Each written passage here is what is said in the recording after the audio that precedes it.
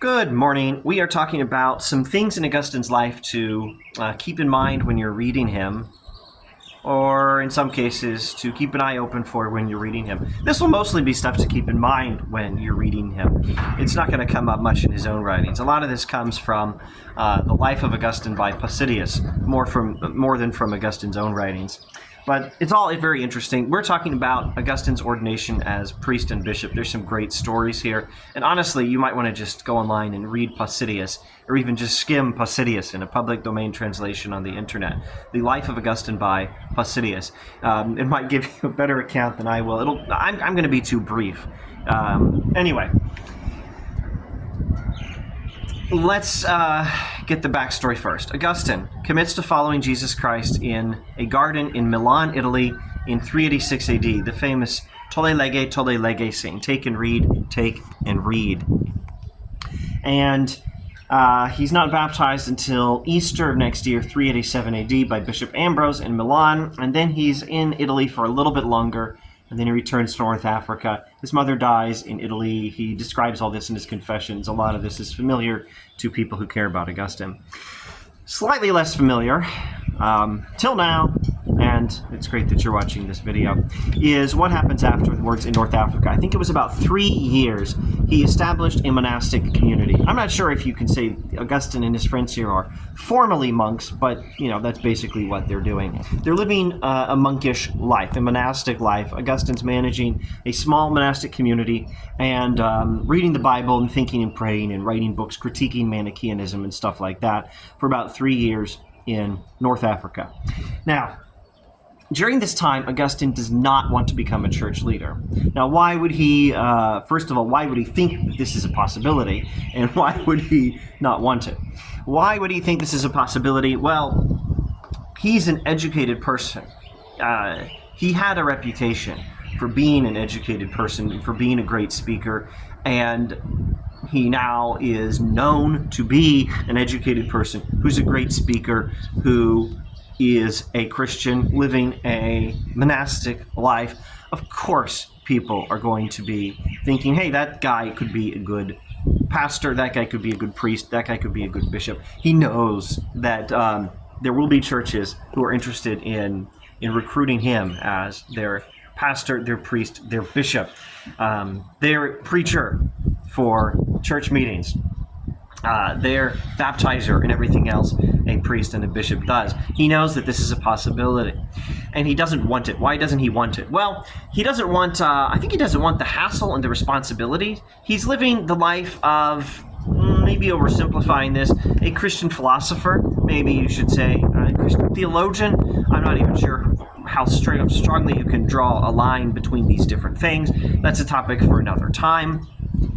But he's more of a scholar here. He's living a monastic and scholarly life, and he doesn't want to be responsible for managing a church and doing all the other things, dealing with all the problems people will bring to you if you're their shepherd, if you're their pastor, priest, bishop. Augustine doesn't want that. He also, I think, is afraid of the responsibility. There's a very heavy responsibility for people in authority, for teachers especially. James in the New Testament says, I suppose I'll give you the English Standard Version if I can remember it. Not many of you should become teachers, my brothers, for we know that those who teach will be judged with greater strictness. Augustine was probably mindful of that. The wind's too loud. I am certain Augustine was mindful of that verse in James for a huge portion, a vast majority probably, of his life as a minister. I'm not certain he was paying attention to that verse in particular in his younger days, but he probably was. At any rate, he was attentive to that sort of thing. He's aware that it's a very heavy and very serious responsibility and burden to be a church leader. Your teaching is going to lead people astray, and you might be held responsible for it if you get it wrong when you're a teacher. He's worried about these things. And so Augustine, as Posidonius explains it, stayed away from churches that were looking for bishops. or for that were looking for priests, or that needed to hire someone as a bishop, as a priest. Bishop Ambrose, a story I'm sure Augustine knew quite well from his time in Italy.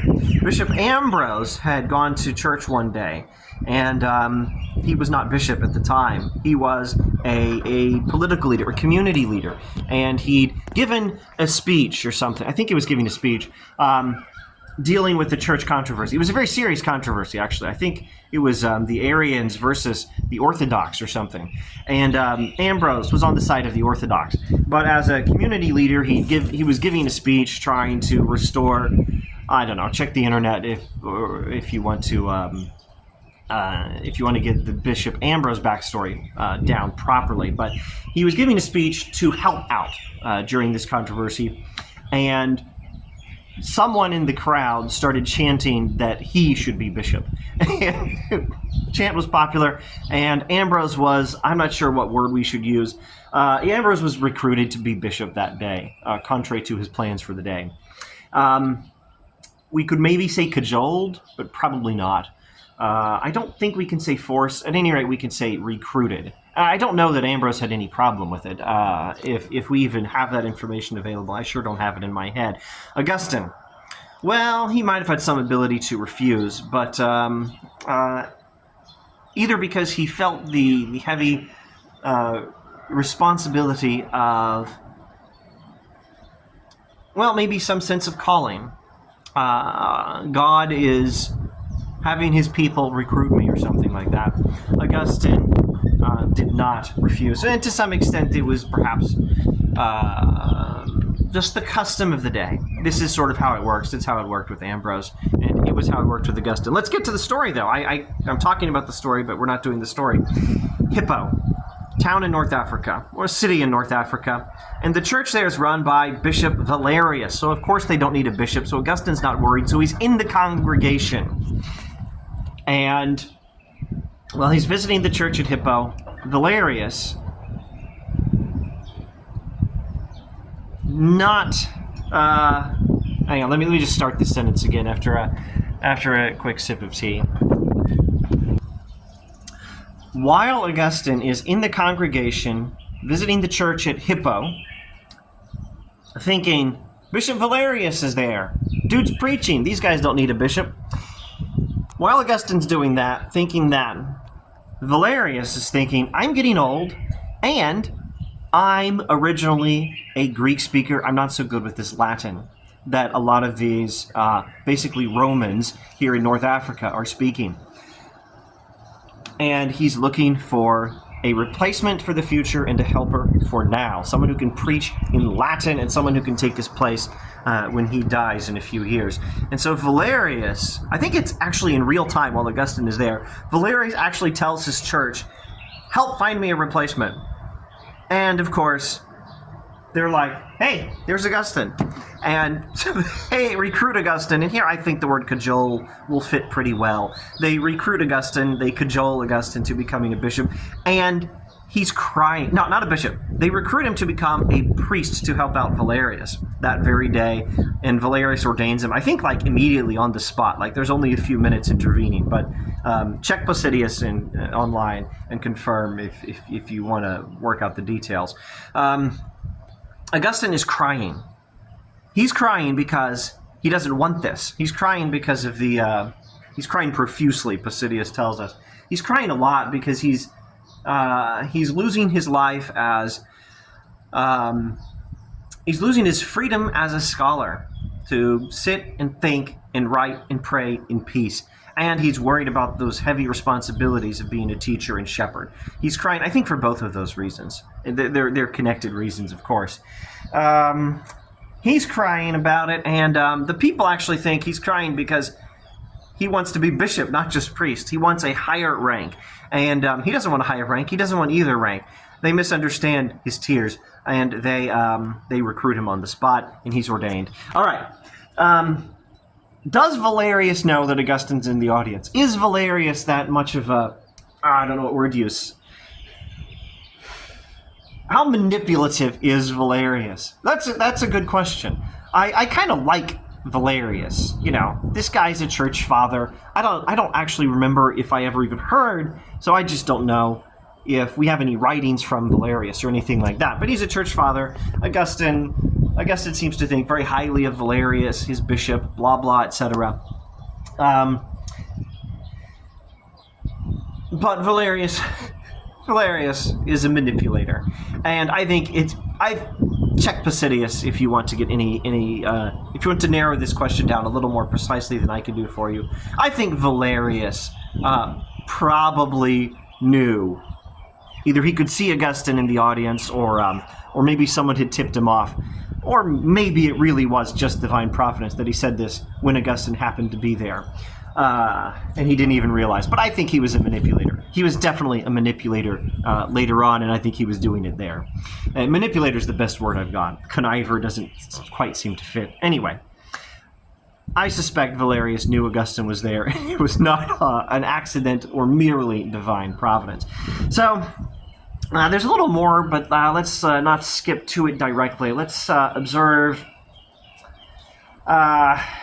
Augustine is ordained now as a priest, not a bishop.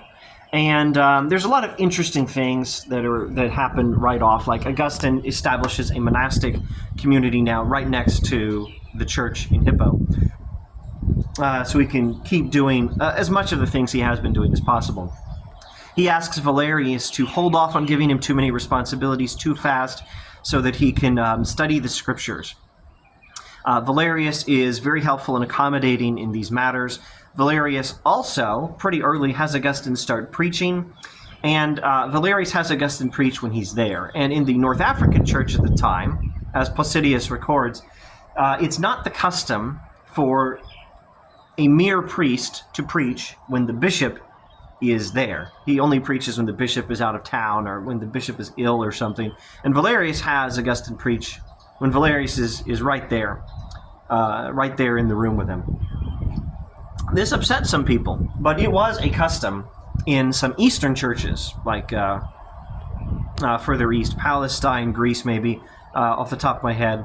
Posidonius might actually tell us exactly where, but I don't remember if we were told. Anyway, churches further to the east, that was the custom. Valerius was not violating any sacred church rule here, but some people in North Africa might have thought so. At any rate, the custom in North Africa was partially changed as a result of Valerius' more Eastern policy here. Anyway, that's not the main thing. What else do we want to talk about? Is that all? That's all I can remember off the top of my head for this short period. Let's the transitional period from being ordained as a priest to being a priest with all the duties of a priest, and then from that to becoming a bishop. Let's talk about the becoming a bishop. Valerius had ordained Augustine as a priest, not as a bishop. And Valerius now has the same worry that Augustine himself used to have, that this guy, young Aurelius Augustine here, famous scholar, speaker, theologian, and now pastor, minister, priest, is going to become a bishop. And Valerius is worried that some other church that doesn't have a bishop is going to snatch him up. So Augustine hilariously goes to the wrong church thinking they don't need a preacher, they don't need a bishop, they don't need anyone here. Valerius is preaching, everything's fine. They're not going to try to recruit me. And lo and behold, Valerius wants a helper and replacement and has him recruited on the spot. And Valerius then is thinking some other church that doesn't have a bishop might try to snatch this guy up. And at one point, Valerius hid Augustine. Valerius had Augustine taken off somewhere and hidden. Maybe I could even say smuggled. He smuggled Augustine somewhere and hid him so that the Christians who had come from another town where they needed a bishop would not be able to find him. Hilarious concept. Okay. Then Valerius manipulated things so that Augustine could be ordained as a bishop. So that no one else would be able to come in and snatch him away to be their bishop. Valerius wanted to make sure Augustine would be bishop to replace him when he was gone. Valerius was expecting to die. He was fairly old. Let's see. Posidonius goes over some of the details, and I'm just not sure I can remember many of them. Well, I'll tell you a few that I can remember, and read Posidonius for more. Wind's too strong. All right, first of all, it's not normal practice for someone to be ordained as a bishop in a city that already has a bishop. Valerius is bishop, and he's trying to get Augustine ordained as bishop alongside him. This is not normal practice. Placidius secures special permission from this from, I think, the bishop in Carthage, who's more or less in charge of the whole North African church. And Valerius springs this on Augustine and on his congregation at the same time. Augustine had no idea this was coming any more than he had any idea he was going to be ordained a priest that day a few years before. So now Augustine is, again, recruited and ordained, are verbs that fit, and I almost want to say cajoled. I don't quite want to say forced. Augustine is cajoled / recruited to become bishop alongside Valerius, while Valerius is still there, still alive, and Augustine does not want the job. Here, I think he's a little less interested in his earlier worries. It's too late for that. He already knows he's going to replace Valerius as bishop, unless somewhere else snatches him up as bishop first. Augustine knows it's unavoidable at this point. Now he's just worried about the elevation of himself to the position of bishop alongside Valerius. That's not how it's done. It's not supposed to be done that way.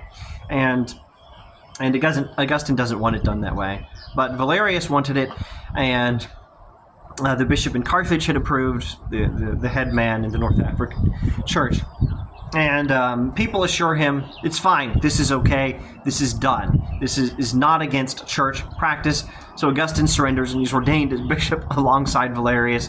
And that's pretty much the end of the story of Valerius, as far as I can recall, at least based on what Placidius tells us. Then later Valerius dies and Augustine's the only bishop of Hippo. There is a little bit of follow-up, though, that Placidius gives us, where Placidius informs us that Augustine later found out, yeah, this was definitely clarified and this was contrary to church teaching, and Augustine takes some steps to ensure no one else ever does it again. All right. That's my YouTube Rumble version of the ordination saga of Augustine of Hippo. Read Placidius. It's great stuff. Thanks for watching.